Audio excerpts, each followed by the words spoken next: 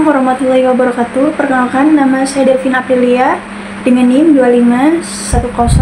25101133200012. Saya merupakan mahasiswa jurusan Pendidikan Ekonomi. Baik, di sini materi yang akan saya bawakan yaitu mengenai krisis ekonomi.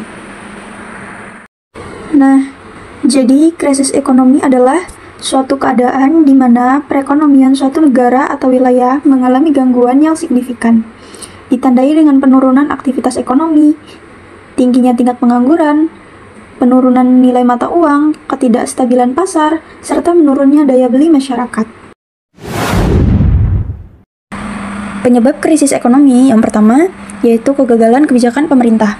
Maksudnya di sini penyebab dari krisis ekonomi yaitu ketika kebijakan yang dibuat pemerintah tidak efektif atau salah arah, sehingga justru memperburuk kondisi ekonomi, misalnya salah dalam mengelola anggaran, utang, pajak, atau nilai tukar. Yang kedua, ada korupsi dan tata kelola yang buruk. Nah, hal ini terjadi karena penyalahgunaan kekuasaan dan lemahnya pengawasan. Korupsi membuat dana publik diselewengkan, menurunkan kepercayaan investor, dan menghambat pembangunan. Yang ketiga, ada gelembung aset. Nah, gelembung aset ini adalah kondisi ketika harga aset seperti rumah atau saham naik terlalu tinggi karena spekulasi, bukan nilai aslinya. Saat kepercayaan hilang, harga turun drastis dan dapat menyebabkan krisis ekonomi. Yang keempat, ada kegagalan sistem perbankan. Jadi pada kondisi ini, ketika bank-bank tidak mampu menjalankan fungsinya dengan baik, seperti menyalurkan kredit, menjaga likuiditas, dan melindungi simpanan nasabah, maka dampak yang terjadi menurunnya kepercayaan masyarakat, penarikan dana besar-besaran, dan terjadinya krisis ekonomi. Nah, untuk dampak krisis ekonomi itu terbagi menjadi dua, yaitu dampak krisis ekonomi negara maupun dampak krisis ekonomi secara individu. Nah, untuk yang negara, yang pertama ada peningkatan utang publik. Pemerintah harus mengeluarkan lebih banyak uang untuk mengatasi krisis.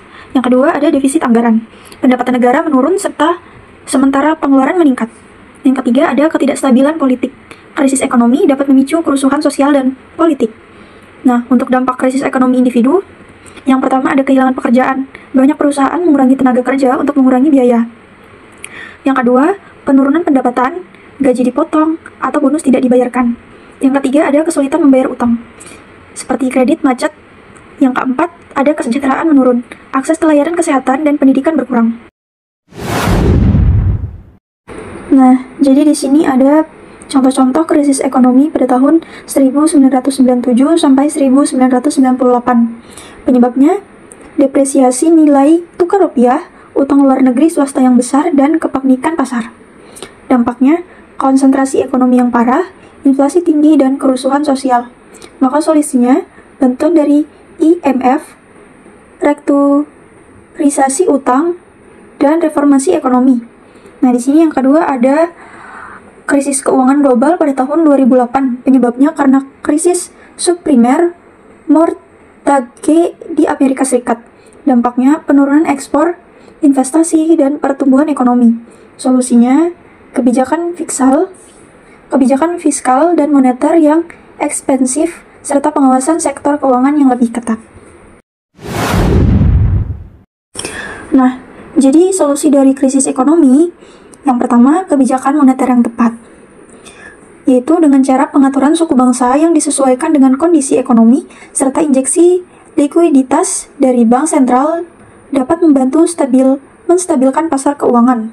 Yang kedua ada stimulus fiskal, yaitu pemerintah dapat memberikan stimulus fiskal melalui program pengeluaran publik atau bantuan langsung kepada masyarakat untuk meningkatkan daya beli dan mendorong pertumbuhan ekonomi.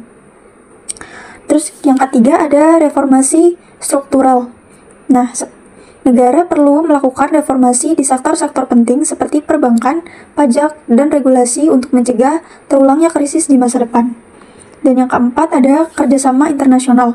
Kerjasama dengan lembaga internasional seperti IMF dan Bank Dunia dapat membantu negara yang mengalami krisis untuk mendapatkan bantuan finansial atau teknis. Jadi itu dia materi yang dapat saya sampaikan.